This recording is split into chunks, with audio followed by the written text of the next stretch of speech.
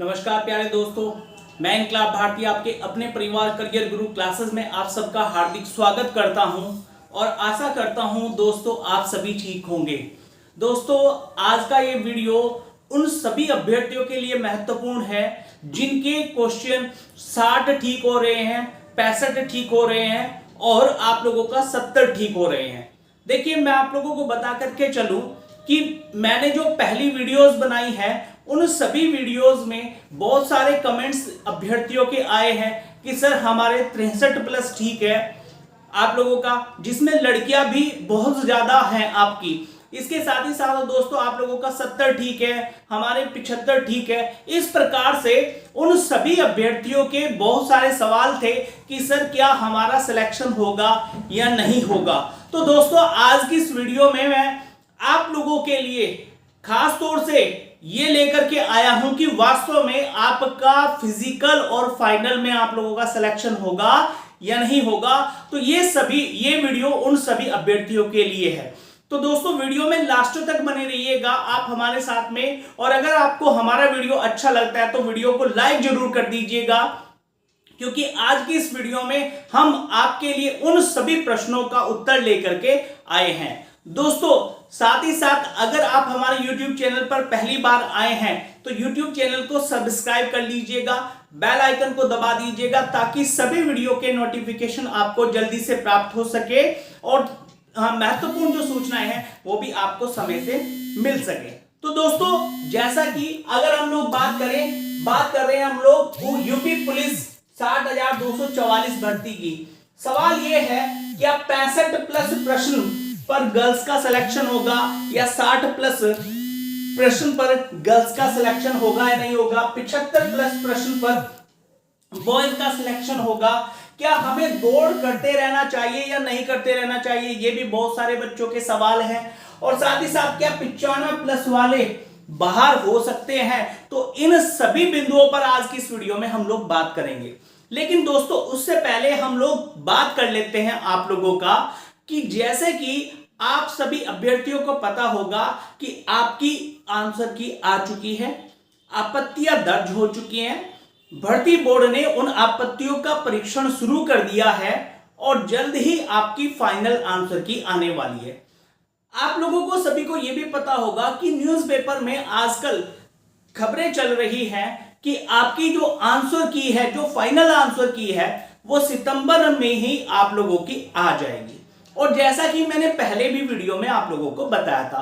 तो दोस्तों खबरों के माध्यम से जो भी जानकारी हमें मिली वो हमने आपको अपनी YouTube चैनल के माध्यम से दी, और यही जानकारी सभी न्यूज़पेपर के माध्यम से देखने को मिल रही है आप लोगों का। जैसे भारत समाचार पत्र हो गया है और भी पत्र हो गए हैं आप लोगों के कि भाई सितंबर में आप लोगों की आंसर की फाइनल जारी हो जाएगी। और साथ ही साथ ये भी बताया जा रहा है भर्ती बोर्ड के द्वारा, यूपी तक एक न्यूज चैनल है उसके माध्यम से और अन्य न्यूज चैनल के माध्यम से और समाचार पत्रों के माध्यम से ये बताया जा रहा है कि आपकी जो फाइनल कट ऑफ है वो भी, सॉरी फाइनल कट ऑफ नहीं, जो कट ऑफ है आपकी जो एग्जाम की फिजिकल की कट ऑफ है वो भी सितंबर के लास्ट तक आ जाएगी। और दोस्तों आप लोगों का उम्मीद है कि आ भी सकती है, और बाय चांस अगर ऐसा हो जाए कि नहीं आए तो उम्मीद है कि अक्टूबर में आप लोगों की जो कट ऑफ है वो आ जाएगी। अब सवाल ये है कि आप लोगों का जो फिजिकल है वो कब तक हो जाएगा। ठीक है, तो फिजिकल अगर दोस्तों आप लोगों की कट ऑफ आती है आपकी सितंबर में तो अक्टूबर में आप लोगों का फिजिकल हो रहा होगा। लेकिन अगर जो है आप लोगों की कट ऑफ अक्टूबर के पहले सप्ताह में आती है तो उस स्थिति में आप लोगों का फिजिकल अक्टूबर के लास्ट वीक तक या नवंबर के पहले वीक तक हो जाना चाहिए, ऐसा मेरा मानना है। तो दोस्तों देखने वाली बात यह बनेगी कि वास्तव में होता क्या है। भर्ती बोर्ड जो है काम तो पूरी तेजी के साथ कर रहा है, लेकिन कितनी तेजी के साथ अपना ये आउटपुट देता है ये देखने वाली बात बनेगी। अब दोस्तों जैसा कि वापस हम अपने मुद्दे पर आ जाते हैं। मुद्दा क्या है कि भाई हमारा सिलेक्शन होगा या नहीं होगा, हमारा नाम आएगा या नहीं आएगा रिजल्ट में, हम फिजिकल के लिए योग्य होंगे या नहीं होंगे। तो ये मुद्दा है महत्वपूर्ण।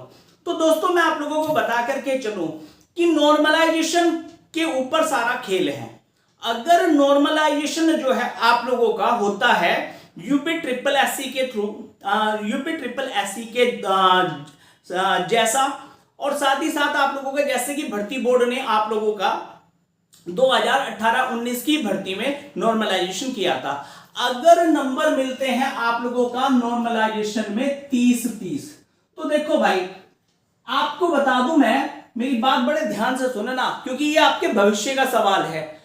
बाई चांस कोई अभ्यर्थी ये सोच करके बैठा हुआ है कि जी हमारा नंबर तो 70 प्लस पे नहीं आएगा, ठीक है ना, या 70 प्लस पे नहीं आएगा, या 65 प्लस पे नहीं आएगा, लेकिन आपका जो है रिजल्ट में नाम आ जाता है और आप दौड़ की तैयारी नहीं करते हैं, क्योंकि भर्ती बोर्ड ने नॉर्मलाइजेशन का तरीका ही चेंज कर दिया, तरीका ही ऐसा अपनाया, तो जिसके कारण आपका नंबर पड़ गया और आपने दौड़ की तैयारी नहीं की है, तो उस स्थिति में दोस्त आपकी करी कराई मेहनत सारी बेकार हो जाएगी, क्योंकि फिजिकल आप नहीं लगा सकते हो। तो दौड़ की तैयारी करते रहना चाहिए। नॉर्मलाइजेशन कैसे होगा वो सारी की सारी बातें आज की इस वीडियो में मैं आप लोगों को बताने वाला हूं। देखो बड़े ध्यान से सुनो। मान लिया भाई हमारे पास में 3 शिफ्ट है, शिफ्ट 1 है, शिफ्ट 2 है और शिफ्ट 3 है, ठीक है।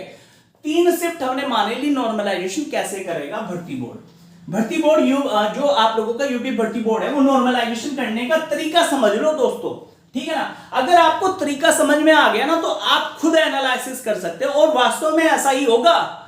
जो आप लोगों का सोच रहे हैं कि 65-70 पे हमारा सिलेक्शन नहीं होने का, वो भी सिलेक्शन ले जाएंगे, और जो 95 प्लस वाले हैं वो हो सकता है बाहर का रास्ता देख ले। तो दोस्तों मैं आप लोगों को बता करके चलूंगा कि कैसे। देखो एक बात बड़े ध्यान से सुनो।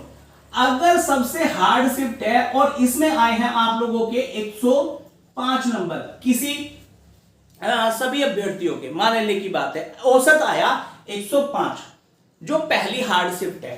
दूसरी जो शिफ्ट है ये मॉडरेट है और इसमें आए हैं 110 नंबर। एवरेज निकालना सभी अभ्यर्थियों का 110 नंबर आया है, ठीक है। और यहां पर आया है दोस्तों आप लोगों का 115 नंबर, ठीक है, जो तीसरी शिफ्ट का पेपर हुआ है। बड़े ध्यान से समझना आप लोग कि नॉर्मलाइजेशन होगा कैसे। नॉर्मलाइजेशन नॉर्मलाइजेशन नॉर्मलाइजेशन सुनते आ रहे हैं, लेकिन मिलता कैसे है, कैसे आप लोगों को अंक प्रदान किए जाते हैं, क्यों मार्क्स घटते हैं और क्यों मार्क्स बढ़ते हैं, उसको समझो। तो दोस्तों भर्ती बोर्ड को क्या करना है, भर्ती बोर्ड को इन तीनों नंबर का एवरेज निकालना है, और इन तीनों नंबर का एवरेज क्या बनेगा भाई, 110 बनेगा। कितना बनेगा एवरेज, 110 बनेगा। अगर एवरेज 110 बन गया है तो अब क्या करेगा भर्ती बोर्ड, सारे की सारी शिफ्ट का एवरेज 110 करेगा। क्या करेगा, सारे के सारी शिफ्ट का एवरेज 110 करेगा। और 110 करेगा तो भाई इसमें कितने नंबर प्लस होंगे, 5 प्लस करने पड़ेंगे, और इसमें कितने नंबर माइनस होंगे, 5 माइनस करने पड़ेंगे। तो इस प्रकार से जो शिफ्ट हार्ड होती है उसके नंबर बढ़ते हैं, और जो शिफ्ट आपकी इजी होती है उसके नंबर घट जाते हैं, ठीक है। अब दोस्तों मेरी बात बड़े ध्यान से सुनो। 30-30 नंबर का अगर नॉर्मलाइजेशन मिलता है, जैसा कि आप लोगों का 2018-19 में मिला था, अगर वो मिलता है तो जो है पूरा का पूरा पासा ही चेंज हो जाएगा, पूरा का पूरा खेल ही बदल जाएगा। कैसे बदलेगा समझो। अगर किसी भाई के 65 नंबर हैं, 65 क्वेश्चन, ठीक है, तो गुना 2 कर दो भाई, कितने आ गए भाई, 130 आ गए, ठीक है, 130 आ गए हैं। और एक के हैं 95, इसकी गुना 2 कर दो तो कितने बन गए भाई, 190 बन गए, ठीक है, 190 बन गए। अब मेरी बात बड़े ध्यान से सुनो। अगर 30 से 35 नंबर का नॉर्मलाइजेशन मिलता है तो इसमें कितने प्लस होंगे भाई, इसमें 35 प्लस करोगे आप लोग, ठीक है, तो कितने हो जाएंगे 165। इसमें 35 माइनस करोगे भाई, अगर इसमें 35 माइनस करते हो तो 155 पे ये आ गया, और ये कितने पे खड़ा हो गया जाकर के, ये हो गया 165 पे खड़ा जाकर के। तो इस प्रकार से पूरा का पूरा खेल ही बदल जाता है।